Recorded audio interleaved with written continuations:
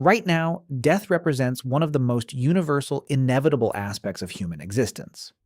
And yet it remains one of the most consistently avoided topics in ordinary daily conversation. But researchers studying the actual physiological and neurological processes occurring in the body's final moments have uncovered some truly fascinating, scientifically grounded findings worth exploring directly and honestly. So, what does current research actually reveal about what happens just before death, both physically within the body and, based on emerging research, potentially within the brain and conscious experience as well? Let's dig into this properly, and out of respect for how sensitive this topic naturally is, we'll approach it the way a careful, thoughtful researcher would, grounded specifically in what current science can actually responsibly tell us, rather than speculation or sensationalized claims. Let's start with the general physiological process the body typically undergoes as it approaches death, because understanding this broader biological process provides an important, evidence-based foundation for the rest of this discussion. In cases of gradual expected death resulting from advanced age or a prolonged illness specifically, the body typically undergoes a reasonably well-documented gradual series of physiological changes as its various organ systems progressively lose their ability to function normally. Blood circulation and oxygen delivery to the body's tissues and organs gradually becomes less efficient.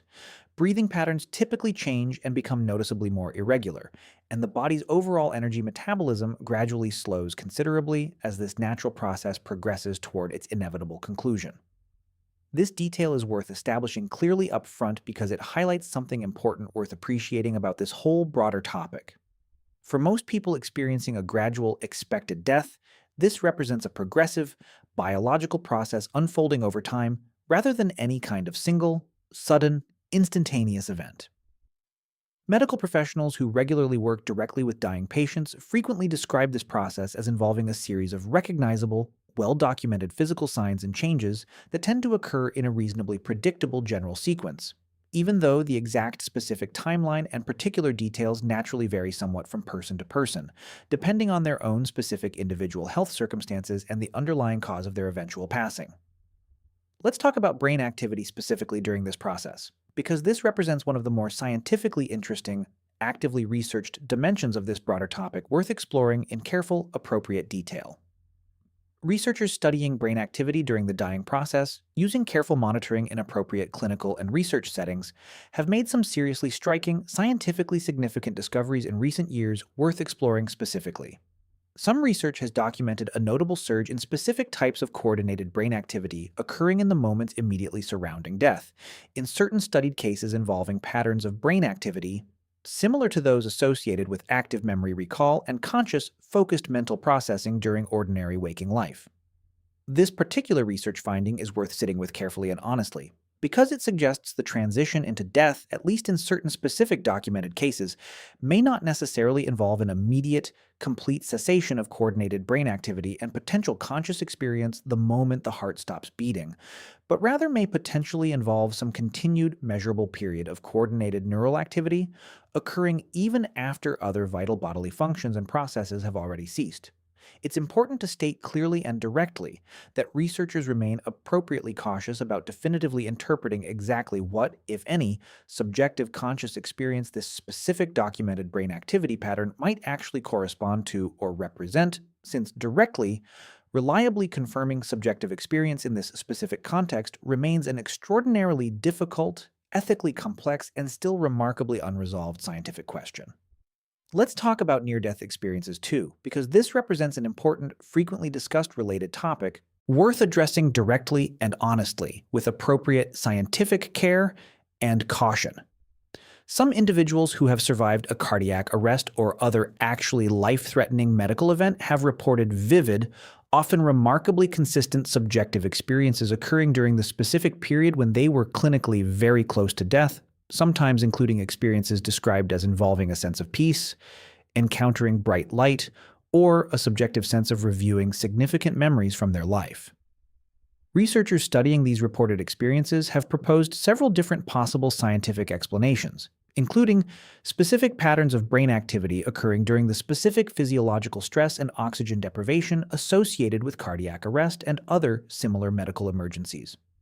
Though it's important to state clearly that this specific area of research remains actively debated and not yet fully conclusively resolved or definitively understood within the broader scientific and medical research community. This detail is worth including specifically because it represents an area where appropriate scientific humility and honest acknowledgement of genuine uncertainty is particularly important and warranted.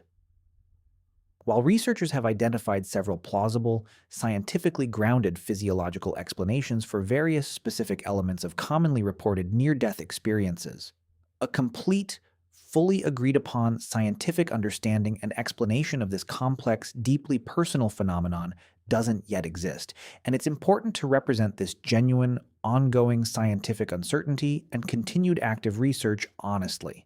rather than presenting either an overly dismissive or an overly definitive, more speculative account of this really complex, actively researched topic. Let's talk about some of the specific foundational research that first identified this surge in coordinated brain activity, because grounding this discussion in concrete scientific methodology helps present this sensitive topic with appropriate scientific rigor rather than vague generalization alone. Some of the earliest documented evidence for this phenomenon came from controlled animal studies, where researchers monitoring brain activity during cardiac arrest observed a pronounced, measurable increase in specific coordinated brainwave patterns occurring in the brief period immediately following the heart's cessation. Patterns that researchers noted showed some similarity to brain activity typically associated with heightened conscious awareness during ordinary waking states. Subsequent research involving human patients, specifically studying brain activity data collected during unavoidable medical emergencies where monitoring equipment already happened to be in place for direct clinical purposes, found broadly similar patterns in at least some studied cases, lending additional, cautious support to this specific finding across different species and research contexts. It's important to state clearly that this research remains an active, ongoing area of scientific investigation, with researchers continuing to work toward a more complete, more confident understanding of exactly what this specific brain activity pattern actually represents and how consistently it occurs across different individuals and different specific circumstances surrounding death. Responsible science communication regarding this topic requires presenting these findings as truly significant but still developing areas of research, rather than as fully settled, conclusively proven scientific fact. Let's talk about the specific physiological explanations researchers have proposed for various commonly reported elements of near-death experiences too, because exploring these specific proposed mechanisms in more detail helps present this topic with appropriate scientific grounding. Researchers have proposed that the commonly reported sensation of moving through a tunnel toward light may potentially relate to how the visual system responds to significantly reduced blood flow and oxygen availability during cardiac arrest specifically, with peripheral vision potentially being affected before central vision in a way that could plausibly produce this specific kind of visual experience. Similarly, some researchers have proposed that commonly reported experiences involving a sense of leaving one's own body may relate to how the brain processes and integrates sensory information from different parts of the body under conditions of significant physiological stress and disruption. These represent seriously plausible, scientifically grounded hypotheses worth taking seriously, though it's worth reiterating that a complete, universally accepted scientific explanation accounting for every specific element of these complex, deeply personal reported experiences doesn't yet fully exist within current research. Let's talk about how this area of research connects to broader questions regarding the actual definition and precise determination of death itself too, because this represents an important, practically significant medical and philosophical dimension worth exploring specifically. Modern medicine generally relies on specific, carefully defined clinical criteria for determining that death has actually occurred, typically involving the complete, irreversible cessation of both circulatory and brain function together. The emerging brain activity research already discussed throughout this topic has prompted some researchers and medical ethicists to engage in careful, ongoing discussion regarding exactly how these specific findings should appropriately inform or potentially refine existing clinical understanding and definitions of death.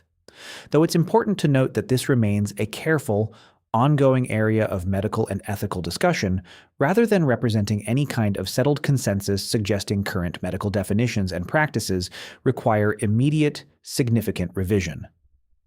Let's talk about how this research has practically influenced hospice and palliative care practice too, because this represents an important, remarkably meaningful practical application worth exploring before continuing this discussion further. By the way, if you want to go even deeper into the secret lives of ancient humans, I just launched a full course called The Secret Lives of Ancient Humans. 10 modules, 3+ hours of content covering everything we never talk about on YouTube. What they feared, how they communicated, what hunted them, and much more. Plus an exclusive PDF guide included. Link in the description. See you inside. Many hospice and palliative care professionals have long observed, through direct clinical experience and careful, compassionate attention, that patients appear to sometimes respond to the presence and voice of loved ones even after becoming largely unresponsive by other typical clinical measures. The specific auditory system research already discussed provides a scientifically grounded, evidence-based framework potentially helping to explain and validate this widely observed clinical pattern, and many hospice care programs specifically now actively encourage family members to continue talking to and remaining present with a dying loved one throughout this final period, informed directly by this kind of careful, respectful research alongside decades of accumulated direct clinical experience and observation. Let's talk about grief and bereavement support in relation to this research too, because it's worth acknowledging this connection directly and with appropriate sensitivity. Many grief counselors and bereavement support professionals have found that sharing this kind of careful, scientifically grounded information presented honestly and without overstatement can sometimes offer meaningful comfort to grieving family members, particularly regarding questions about whether a loved one may have been aware of their continued presence and voice during a loved one's final moments. This represents an important, actually practical way that careful, honestly presented scientific research on this sensitive topic can meaningfully support people navigating one of the most difficult experiences most people will ever personally face without requiring any overstatement or oversimplification of what remains, in many important respects, still actively developing scientific understanding. Let's talk about the specific physiological process of oxygen deprivation and its documented effects on brain function too, because understanding this underlying biological mechanism helps ground several of the specific research findings already discussed throughout this topic in established, well-understood physiology. When blood circulation stops, brain cells rapidly become deprived of the oxygen and glucose they require for normal function, triggering a cascade of specific, well-documented cellular processes as the brain's normal regulatory mechanisms begin breaking down. Some researchers propose that certain specific patterns of coordinated brain activity already discussed throughout this topic may relate directly to this specific breakdown process, potentially reflecting the brain's regulatory systems losing their normal capacity to suppress or moderate certain types of neural activity, rather than necessarily reflecting some kind of separate, additional process occurring independently of this well-understood underlying oxygen deprivation mechanism. Let's talk about the specific sequence of physical signs medical professionals typically observe as a patient approaches death, too, because this represents practical, well-documented medical knowledge worth exploring specifically, offered here with appropriate care and sensitivity given the nature of this particular topic. In the hours or days preceding an expected death, medical professionals frequently observe a series of recognizable physical changes, including decreased appetite and fluid intake, increased periods of sleep and general drowsiness, and gradually changing patterns of breathing, sometimes including periods of breathing with noticeable pauses, a pattern medical professionals refer to using a specific clinical term. In the more immediate hours before death specifically, further physical changes typically occur, including further changes in breathing pattern, changes in skin color and temperature reflecting the body's gradually decreasing circulation, and a generally decreasing level of responsiveness and conscious awareness of the immediate external environment. This detailed, practical medical knowledge, accumulated through extensive clinical experience and careful, respectful observation by hospice and palliative care professionals specifically, serves an important, truly practical purpose beyond pure scientific or academic interest alone. This kind of accumulated clinical knowledge helps medical professionals and family members alike better understand anticipate, and appropriately prepare for the specific physical process of dying, allowing for more informed, compassionate care and support during this significant, difficult final period of a person's life. Let's talk about hearing specifically too, because this represents a particularly interesting and for many people personally meaningful area of research worth exploring in careful detail, given how directly it connects to something many family members instinctively already do during a loved one's final hours. Some research examining brain activity patterns during the dying process has found evidence suggesting the auditory system, the specific brain regions and pathways responsible for processing sound, may remain measurably active later into the dying process compared to some of the body's other sensory systems.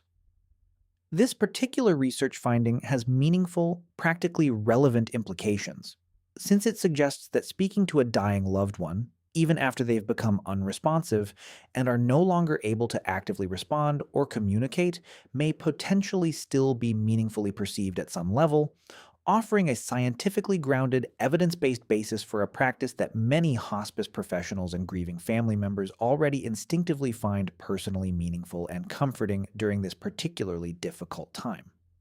Let's talk about how researchers actually study this seriously difficult, sensitive topic scientifically too, because this represents an important methodological consideration worth addressing directly and respectfully.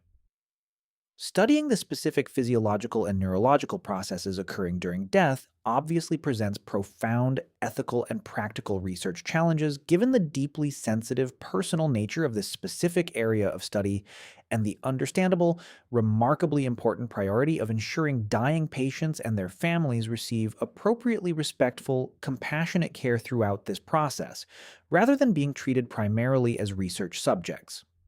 Researchers studying this topic generally rely on careful observational studies conducted with appropriate ethical oversight and, wherever possible, informed consent from patients or their families, alongside analysis of brain activity data collected during unavoidable medical emergencies where monitoring equipment already happened to be in place for direct, immediate clinical care purposes, rather than for research purposes specifically.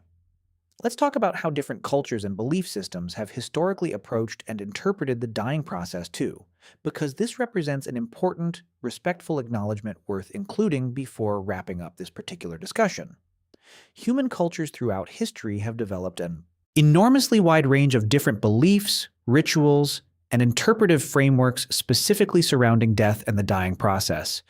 frequently incorporating specific spiritual or religious understanding regarding what a dying person may be experiencing or perceiving during this significant final transition. This discussion has specifically focused on what current scientific research can responsibly, evidence-based, tell us about the physical and neurological aspects of this process specifically, without intending to dismiss or diminish the deep, personal, spiritual, and cultural significance death holds for so many different people and traditions around the world, since scientific and spiritual or religious understanding of this profound, universal human experience aren't necessarily mutually exclusive perspectives, but rather represent different, equally legitimate ways of approaching and finding meaning within the same profound, universal human experience. Let's talk briefly about how this specific research connects to broader cross-species comparative studies too, because this represents an interesting additional dimension worth including before wrapping up this careful, respectful discussion. Beyond the specific animal studies already mentioned regarding coordinated brain activity surrounding cardiac arrest, researchers have conducted comparative studies across several different species specifically to examine whether this particular pattern of brain activity represents something unique to human physiology, or whether it reflects a more broadly shared, evolutionarily conserved biological process occurring across a wider range of different mammal species. Early findings from this comparative line of research generally suggest the phenomenon isn't uniquely human, which researchers consider scientifically significant since it suggests this pattern likely reflects a fundamental shared aspect of how mammalian brains generally respond to the specific physiological conditions surrounding cardiac arrest and the cessation of normal blood circulation, rather than representing some kind of uniquely human neurological phenomenon requiring an entirely separate biological explanation. Let's talk about how medical and hospice researchers continue to approach unanswered questions within this sensitive, still actively developing area of research too, because it's worth closing this discussion with an honest, appropriately humble acknowledgement of exactly how much scientific uncertainty still legitimately remains. Researchers studying this topic generally emphasize that current findings, while seriously significant and worth taking seriously, represent an early, still actively developing stage of scientific understanding regarding one of the most difficult and ethically sensitive areas of medical research that exists. Continued research in this specific area faces persistent, legitimate challenges, given the understandably difficult ethical and practical circumstances surrounding any attempt to carefully, respectfully study this deeply personal, universally significant human experience. And researchers working in this field generally approach their work with a consistent, appropriate combination of real scientific curiosity and deep, ongoing respect for the profound personal significance this topic inevitably carries for patients, families, and medical professionals alike. Let's zoom out and pull all of these different threads together, because the full picture of what happens just before death, based on what current, responsible scientific research can actually tell us, turns out to be considerably more complex and in certain specific respects more actually fascinating than popular assumption often suggests.